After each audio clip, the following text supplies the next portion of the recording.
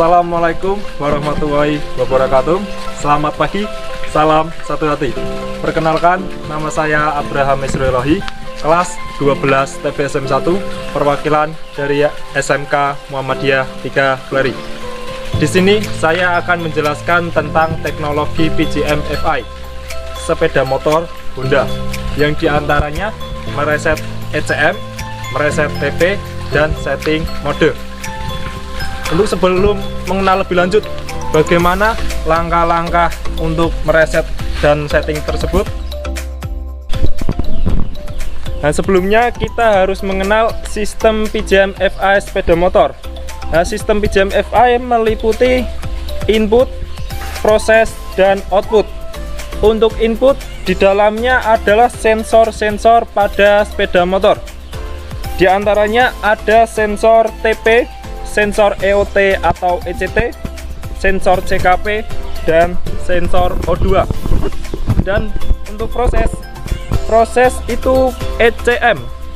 ECM adalah komponen yang memerintahkan sensor-sensor sepeda motor sehingga sensor tersebut dapat bekerja sesuai yang diinginkan oleh ECM. Yang terakhir ada output. Output ialah injektor. Injektor adalah komponen yang menyemprotkan partikel bahan bakar ke intake manifold.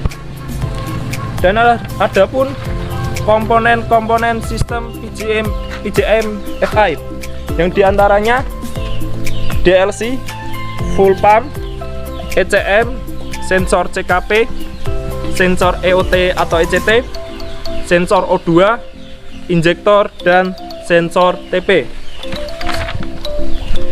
Dan saya akan memberitahu kode kegagalan pada PJM FI. Untuk yang pertama-tama ada MAP atau manifold absolute pressure yang berjumlah 1 kedipan saja. Untuk yang kedua ada EOT dan ECT. Untuk EOT itu engine oil temperature, yang menggunakan oli mesin sebagai pendingin sepeda motor. Dan ECT atau engine coolant temperature adalah yang menggunakan air radiator sebagai pendingin mesin sepeda motor. Untuk kode kegagalannya sebanyak 7 kedipan.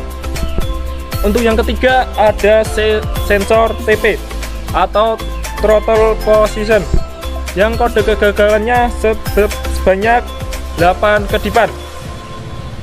Untuk yang keempat ada IAT atau intake air temperature. Kode kegagalannya sebanyak 9 kedipan. Untuk yang kelima ada sensor injektor, yang kode kegagalannya sebanyak 12 kedipan. Untuk yang keenam ada sensor O2. Kode kegagalannya sebanyak 21. Untuk yang ke-8 ada sensor IACV atau idle air control valve. Untuk kode kegagalannya sebanyak 29. Untuk yang ke-8 ada sensor ECM atau engine control valve, yang kode kegagalannya sebanyak 33 kedipan. Untuk yang ke-9 ada sensor CKP atau crankshaft pulse, yang kode kegagalannya sebanyak 52 kedipan. Dan untuk yang terakhir ada sensor bus atau bank angel sensor. Untuk kode kegagalannya sebanyak 54 kedipan. Dan selanjutnya akan memeriksa DTC pada sepeda motor Honda. Yang pertama-tama kita tentukan di mana letak DLC sepeda motor tersebut. Setelah ketemu, buka cover sehingga DLC kelihatan. Setelah kelihatan, buka atau lepas cap DLC atau penutup DLC sehingga nanti bisa dihubungkan antara SCS konektor ke DLC tersebut. Pastikan kunci kontak ke posisi off lalu hubungkan antara DLC, antara SCS konektor ke DLC, dan putar kunci kontak ke posisi on, dan baca kedipan indikator mil. Jika indikator mil menandakan menyala terus atau tidak berkedip, berarti ECM tidak menyimpan histori atau kondisi normal. Dan jika indikator mil menandakan berkedip, berarti ECM menyimpan histori atau kode kegagalan. Dan bagaimana cara melakukan reset ECM tersebut? Putar kunci kontak ke posisi off, lalu putar kunci kontak ke posisi on, lepas dan pasang kembali SCS konektor dalam waktu 5 detik. Jika sudah, lihat pada indikator mil.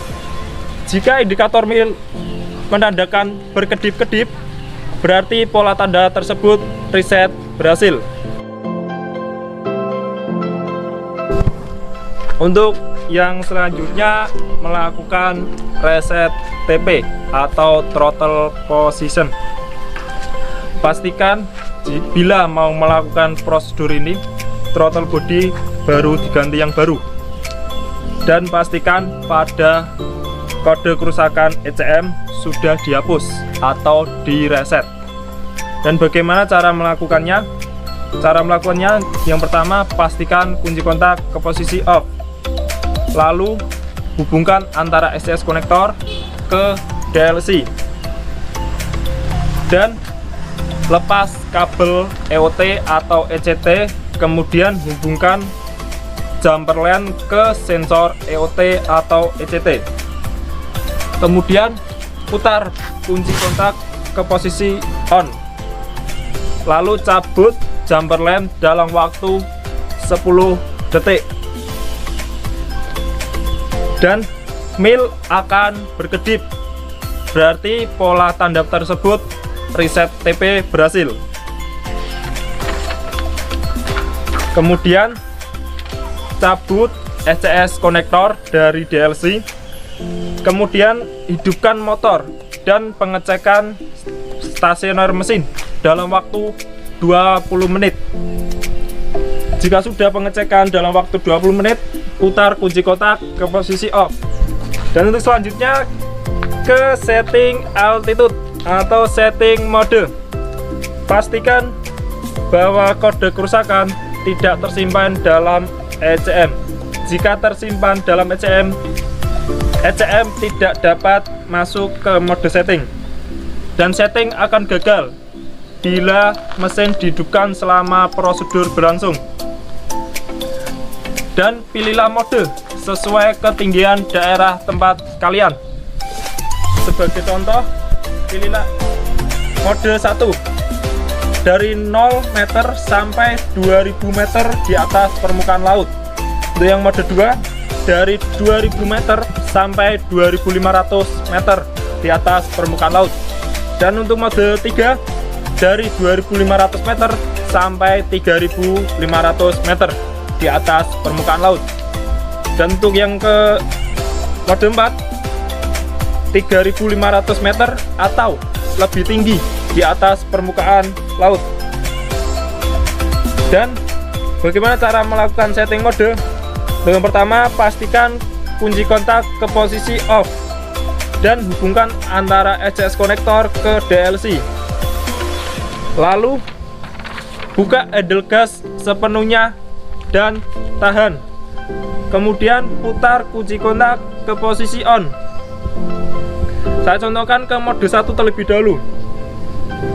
Dalam waktu 5 detik selama kedipan cepat dimulai, tutup idle gas dan tahan kurang lebih 3 detik. Dan jika setting mode berhasil, mode 1 berhasil, indikator mil akan berkedip-kedip pendek berulang, menandakan setting mode berhasil. Dan yang selanjutnya, untuk mode 2, 3, dan 4 sama seperti yang mode 1. Pastikan kunci kontak ke posisi off dan hubungkan antara XCS konektor ke DLC. Lalu buka handle gas sepenuhnya dan tahan. Kemudian putar kunci kontak ke posisi on. Dalam waktu 5 detik setelah kedipan cepat dimulai, hentakan handle gas dengan cepat ditutup dan tutup selama 0,5 detik, kemudian buka selama 0,5 detik sesuai jumlah yang diinginkan. Sebagai contoh, untuk mode 2 hentakan handle gas sebanyak 1 kali, untuk mode 3 hentakan gas sebanyak 2 kali, dan mode 4 hentakan gas sebanyak 3 kali. Jika indikator mil tidak berkedip dengan cepat, putar kunci kontak ke posisi off dan coba lagi. Dan jika setting mode berhasil, mil akan mengulang kedipan-kedipan pendek sejumlah yang mode dipilih. Saya beri contoh untuk mode 2, mil akan berkedip dengan 2 kedipan pendek berulang-ulang. Lalu putar kunci kontak ke posisi off. Sekian penjelasan dari saya, semoga bermanfaat bagi kalian. Mohon maaf bila ada perkataan yang salah dari saya. Jaga kesehatan, jangan lupa pakai masker bila keluar. Thank you for watching. Bye. Wassalamualaikum warahmatullahi wabarakatuh. Salam satu hati.